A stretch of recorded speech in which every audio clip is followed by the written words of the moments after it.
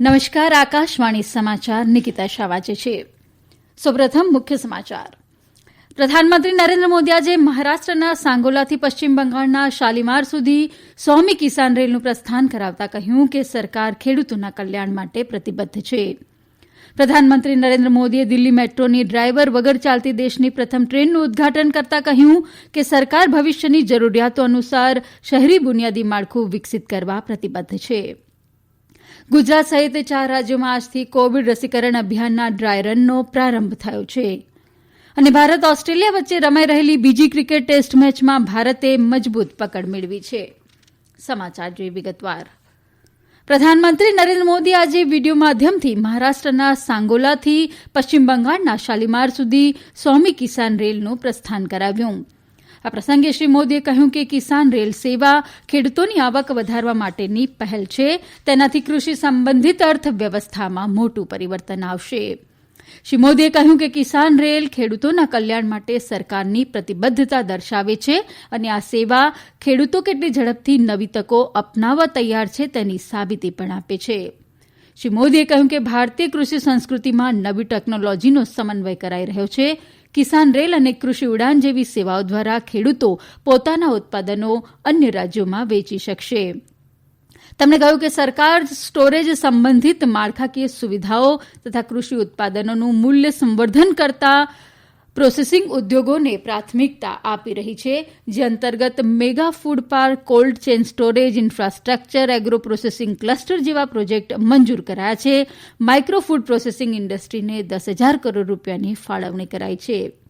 Railway મંત્રી પિયુષ ગોયલે કહ્યું કે ભારતીય રેલવે પ્રધાનમંત્રીના એક ભારત એક બજારના સંકલ્પને પૂર્ણ કરવા પ્રતિબદ્ધ છે. તેમણે કહ્યું કે અત્યાર સુધીમાં 14 રાજ્યોમાં 99 કિસાન રેલ દોડાવવામાં આવી છે. ટૂંક સમયમાં સમગ્ર દેશમાં કિસાન રેલ દોડતી થશે. ઉલ્લેખનીય છે કે આ રેલમાં ફળો તથા શાકભાજીનું પરિવહન કરાઈ રહ્યું છે. કેન્દ્ર સરકારે ફળો તથા શાકભાજીના પરિવહન પર 50% સબસીડી આપી છે. કિસાન રેલ જલ્દી ખરાબ થતા કૃષિ ઉત્પાદનોને એક સ્થળેથી બીજા સ્થળે ઝડપથી લઈ જવાની વ્યવસ્થા સુનિશ્ચિત કરે છે. પ્રધાનમંત્રી નરેન્દ્ર મોદી આજે વિડીયો માધ્યમથી દિલ્હી મેટ્રો લાઇન પર ડ્રાયવર વગર ચાલતી દેશની પ્રથમ ટ્રેનનું ઉદઘાટન કર્યું. આ પ્રસંગે શ્રી મોદીએ કહ્યું કે ઝડપથી થઈ રહેલા શહેરીકરણને પડકારના બદલે અવસર રૂપે જોવા જોઈએ. તેમણે કહ્યું કે સરકાર ભવિષ્યની જરૂરિયાતો અનુસાર શહેરી બુનિયાદી માળખું વિકસિત કરી પડકારોને અવસરોમાં બદલવા પ્રતિબદ્ધ છે. તેમણે કહ્યું કે મેટ્રો સહિત પરિવહનના આધુનિક સાધનોનો વિસ્તાર શહેરી લોકોની જરૂરિયાત અનુસાર કરાવવો જોઈએ. માટે સરકાર વિભિન્ન શહેરોમાં મેટ્રોનિયો, રિજનલ રેપિડ ટ્રાન્ઝિટ સિસ્ટમ તથા મેટ્રો લાઇટ સહિત વિભિન્ન પ્રકારની મેટ્રો લેન ચલાવવાની દિશામાં કાર્ય કરી રહી છે.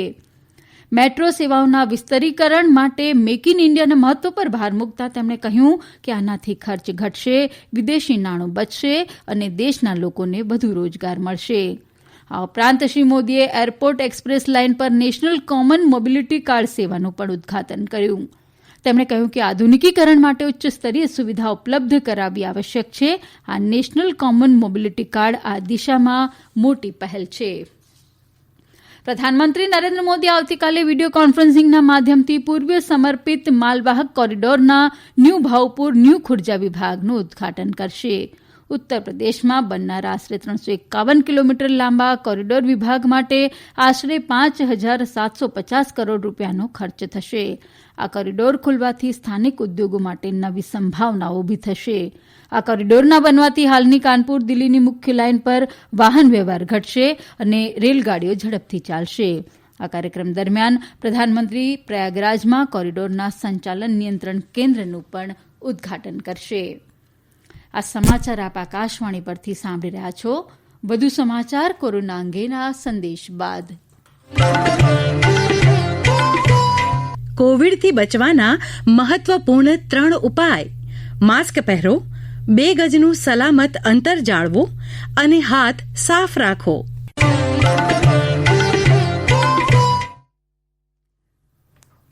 કેન્દ્રીય ગૃહમંત્રી અમિત શાહે આજે પૂર્વ કેન્દ્રીય મંત્રી શ્રી અરૂણ જેટલીની 68મી જયંતિ નિમિત્તે આજે દિલ્હીના અરૂણ જેટલી સ્ટેડિયમ ખાતે સ્વર્ગીય જેટલીની પ્રતિમાનું અનાવરણ કર્યું અને તેમને શ્રદ્ધાંજલિ અર્પણ કરી. આ સ્ટેડિયમ અગાઉ ફિરોઝશાહ કોટલા સ્ટેડિયમના નામે ઓળખાતું હતું.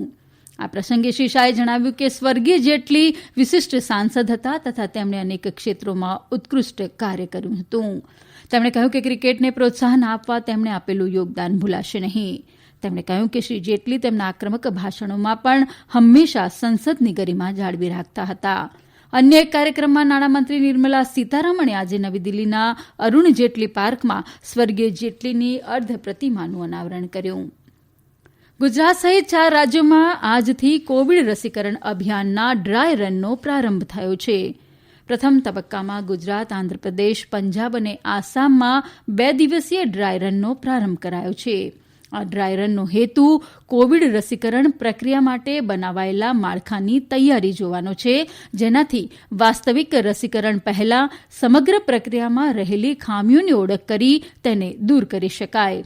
આરોગ્ય મંત્રાલયે કહ્યું કે આ ડ્રાય રન દરમિયાન વિભિન્ન સ્તરે વ્યવસ્થાપકોને આવશ્યક અનુભવ મળશે, જેનાથી રસીકરણ પ્રક્રિયાની તથા તેના સંબંધિત પડકારોની ઓળખ થઈ શકશે, જેમાં સુધારાથી વાસ્તવિક રસીકરણ કાર્યક્રમને કાર્યાન્વિત કરવામાં મદદ મળશે.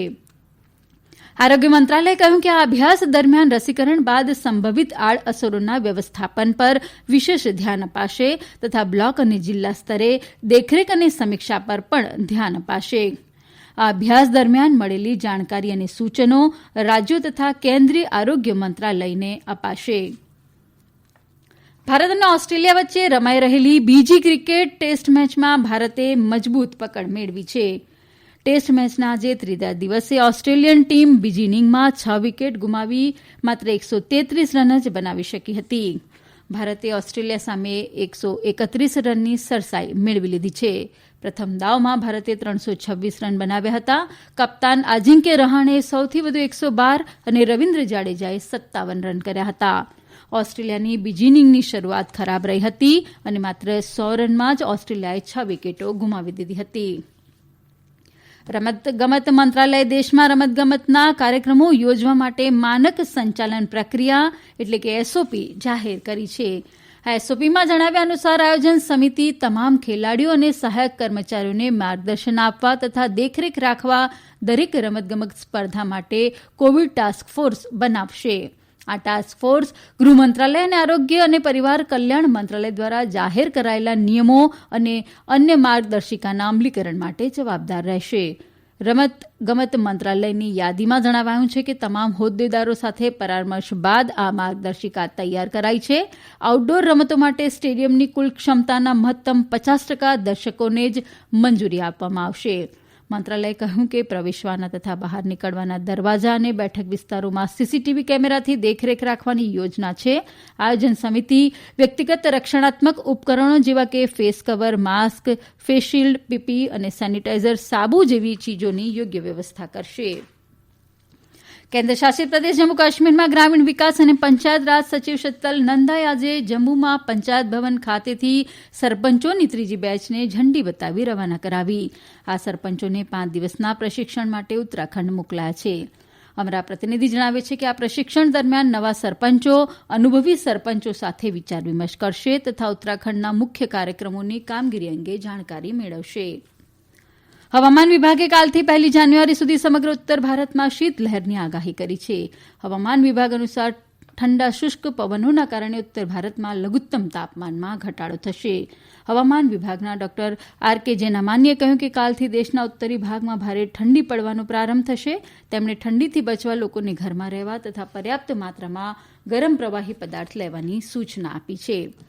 અમેરિકાના રાષ્ટ્રપ્રમુખ ડોનાલ્ડ ટ્રમ્પે કોરોના વાયરસ રાહત અને ખર્ચ પેકેજ બિલ પર હસ્તાક્ષર કર્યા છે. આનાથી સરકારનું કામકાજ આંશિક રૂપે ઠપ્પ થતાં અટક્યું છે. અત્રે ઉલ્લેખનીય છે કે રાષ્ટ્રપતિ ટ્રમ્પે શરૂઆતમાં બિલ પર સહી કરવાનો ઇનકાર કર્યો હતો અને કહ્યું હતું કે તેઓ એક જ સમયે લોકોને મોટી રકમ ચૂકવવા માંગે છે. અંતમાં મુખ્ય સમાચાર ફરી એકવાર. પ્રધાનમંત્રી નરેન્દ્ર મોદી આજે મહારાષ્ટ્રના સાંગોલાથી પશ્ચિમ બંગાળના શાલીમાર સુધી 100મી કિસાન રેલનું પ્રસ્થાન કરાવ્યું. પ્રધાનમંત્રી મોદીએ દિલ્હી મેટ્રોની ડ્રાઈવર વગર ચાલતી દેશની પ્રથમ ટ્રેનનું ઉદઘાટન કરતા કહ્યું કે સરકાર ભવિષ્યની જરૂરિયાતો અનુસાર શહેરી બુનિયાદી માળખું વિકસિત કરવા પ્રતિબદ્ધ છે. અને ગુજરાત સહિત 4 રાજ્યોમાં આજથી કોવિડ રસીકરણ અભિયાનના ડ્રાય રનનો પ્રારંભ થયો છે.